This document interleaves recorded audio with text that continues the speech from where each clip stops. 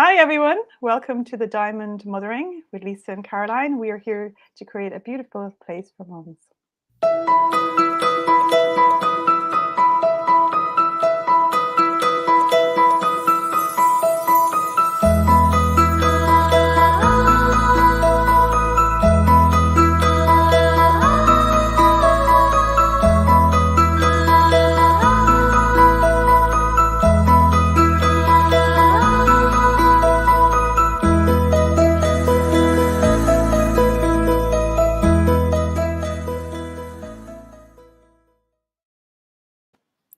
Welcome back, everyone. We're so thrilled and delighted to have you here. And it's Bank Holiday Monday here, Lisa. I don't know if you realise that in Ireland.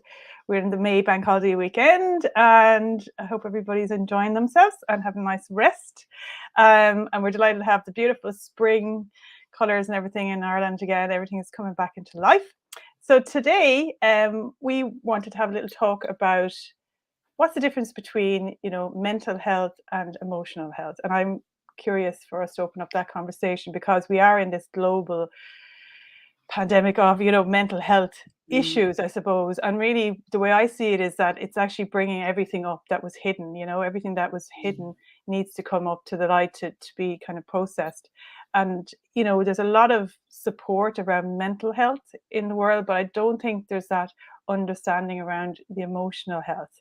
And and then asking the question, what's the difference between mental health and emotional health, and are they independent? Do they work together? And what's the way that you see that, Lisa? And how do you see mental health as being maybe a gateway to emotional health, being a gateway to mental health? If you could, give some insight into that. That's such a big topic. Hello, everyone. Thank you for joining us. It's such a big topic. So where will I start? Now, I just want to start first by saying this is my experience with emotions, and I've observed this in my clients. So it's not everybody's experience, and I certainly am not saying that this is the way it is. And I think I've been becoming aware of that. Often people that have a lot of experiences and they start to specialize in a certain area make a statement as if this is fact. And often people will just take it on as fact. And sometimes right now it might be a fact, but it might be changing. Like, we are constantly evolving. So I've noticed that a lot of the times I share things and then I can actually deliver an expanded version of what I shared a little while ago.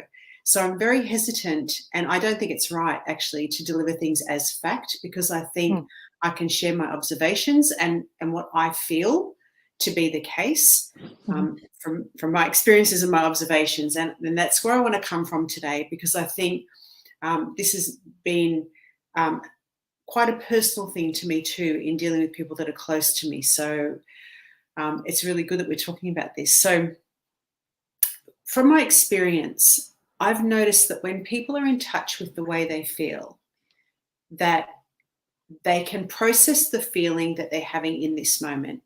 And by that, I mean, we sometimes don't, and because we haven't been taught how to notice the feeling that's being activated in us and then go into the source of that feeling, the root cause of that feeling. Because when we go into the root cause, which is often way back in our childhood, and we understand where the activation is coming from, and we heal it in that moment by allowing the feelings to process and being part of the experience, we can move into the next stage of our life and emerge into the process of our life without holding any residual emotion. What we've actually been taught to do, from my observation as a society, because we've not really been trained to feel our feelings. We've suppressed them and we've learnt to resist them and deny them. And often our parents have not liked us turning up being emotional or having feelings. So they've encouraged us to, shh, be quiet, or you can't do that, or you can't be that. So we've gotten messages a lot as children that who we really are and who we're showing up as in this moment is not okay. So one of the strategies that, in fact, the main strategy that as a species we've used is we have a feeling response to our environment and we jump into our head to try and fix it. So our mind then does the good computer thing, labels it as good as bad, puts it in a box, gives us a concept, tries to fix it, tries to problem solve, tries to analyze, blames other people, persecutes other people, and creates a dynamic. So this dynamic is created where something, somebody, or some event needs to change in order for me to feel okay. So my mind has told me the story that it's all about what's happening externally, and that if I change that, I'll feel okay. And so I've created a loop or a dynamic from my thinking process, and that completely keeps me separate from the whole feeling experience that I'm having. So my emotional experience is not complete, is not whole, and ends up being stored in my body, while my mind does this cyclical loop and tells me this story about how crappy the situation is, or how that person shouldn't have done that. And it builds up over time, and I start to feel more and more anxious and more and more anxious. And every time I feel anxious, rather than coming in and going, what's going on in my body? Where did that start? Is there something that I haven't actually fully digested and fully integrated from a while ago? I just stay in the head. And so over time, I get more and more anxious. I get more and more fearful. I get more and more concerned. I get more and more insecure, because I actually have never been taught to come in and really feel the feelings and integrate the feelings. So the loop created by the mind just adds to this toxic mass of feelings that I carry with me, not knowing. Often this is like in our unconscious, right? And it gets activated when something happens in our external world. When I look at my emotional experience like that, it's very easy for me to make the assumption that not dealing with those first emotional responses has created a mental misfunction. I don't want to use the word dysfunction, because I don't think we're broken, right? So for me, it's a misfunction. I've gone into my head and I'm misfunctioning because I've made it a mental process. And it's very easy for me to see how, if I make every feeling I have a mental process, it's very easy for me to see how this misfunction can create a long-term dysfunction and go into mental illness. And in that loop, things like I've even seen with the people I work with, they come to me with anxiety, really, chronic anxiety. And for me, when we start to feel the feelings and we actually go back and have a look at what's underneath that, the anxiety is actually just a manifestation of this emotional experience that was never integrated. And often as soon as they see that, they have relief. They can see a way out, because they've shone a light on the root cause. So for me, like, I see this emotional health, emotional wellness as the bridge to mental health. It keeps our mind right. The more I'm in tune with my emotional body and the more I allow my feeling experience, the more my mind clears, like it becomes very clear, and it almost starts to operate at a much more powerful level. It starts to, what's the word? Like, I'm not quite really sure of the words for this, but my experience is that the more clearer my emotional world is, and the more I can be with myself emotionally, the more intuitive I am, my mind's clarity becomes very focused and very aligned. And it also becomes very innovative and incredibly creative. So it works at a super level. And I've felt, I can actually feel it sometimes. It's almost like all of my mind is working. There's a real connection between all sides of my brain, this emotive reactionary space that can be reactionary, with the logic, and that, like, all of my brain is operating because I'm not in emotional reaction. Because I have built this bridge of connection between my emotional world and my mental world. Yeah, that's amazing. And there's so much I could say to that, actually, because it's amazing. Because really, I suppose you're talking about really when that bridge is into, well, we were talking about the attachment style. So you're bridging yourself back into, you're bringing yourself from insecure attachment to secure attachment, so that's the journey that we're all trying to take. So, like, not many of us have this kind of, grew up in this emotionally secure environment. So we have had, like you say, so it's like adaptive styles then, that they have, that we've all subconsciously programmed ourselves to function in life because of the environment. So it's been, we adapted to a behavior that helped us survive. So it's a survival mechanism. Like you say, I love what you say, is like, it's not that we, you say the misfunction. It's just that we adapted from our natural state into a state that helped us survive in that kind of environment. And it was so in the subconscious that we don't realize that's running all the time. So when we're activated, what happens is, for myself, even though we were talking about this, the avoidant, so I would go off on my own and start to try to like do that processing, because what happens is it goes into that mode automatically without you realizing. And you think that's your personality, or you think that's just the way, you don't even have the awareness around that. So when you start to understand that, but for me, I suppose I started with the mental side of it. So I started doing the mindfulness and the calming and the fight and flight responses, so that then when the emotion came up, I had the awareness around the emotions. And exactly what you were saying about, like, half of our brain is kind of the emotional brain. So then when that is in control, we're not in control of our life, because it's actually bringing us into the fight and flight responses. But what you exactly at the end, what you talked about was happening when you have the awareness of the emotion that's actually happening in the moment.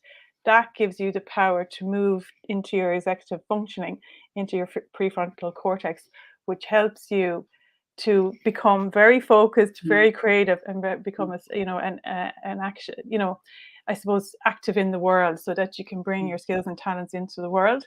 But if you don't have that, they're very linked, the emotional and the mental, I would say, because what's happening as well is, like, when you're not processing your emotions, like you said there, you're actually building neural pathways in your mind that are quite negative, like, and they're it's just, you run along that track all the time. So when you bring the awareness into the emotions, you're digesting what you haven't digested before. But then once you've done that, you're still trying to become present with the emotions that are arising in the moment, and then to choose then the action that you're going to take from that, rather than reacting to it. So they're not like running your mind. So like, it's so amazing, like what you're saying, because that really is something that, I know, my father being a psychiatric nurse, I've seen all my life the mental health model, which is wonderful in one regard, because it brings people in. But he would used to work in triage, or like A&E kind of thing, and it was just people come in chronic, got to the stage where they had breakdowns and different, I suppose, conditions, we'll say.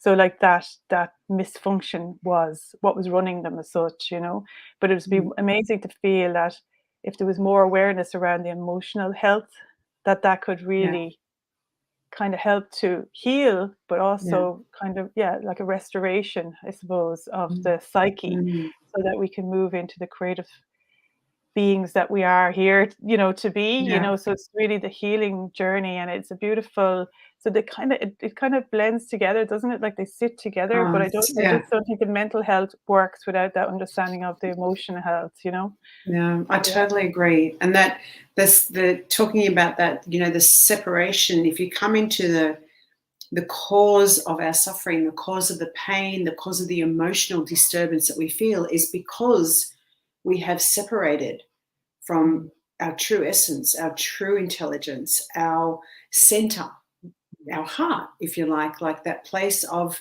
I'm okay, and there's this beautiful, I'm in flow. So when we separate as children, because we've sort of have the perception that we're not good enough and we're unworthy, and we create the separation, like that space of separation is what causes us pain. And then the more that pain happens, the more we stay in our mind, and that separation is reflected in the two parts of the brain.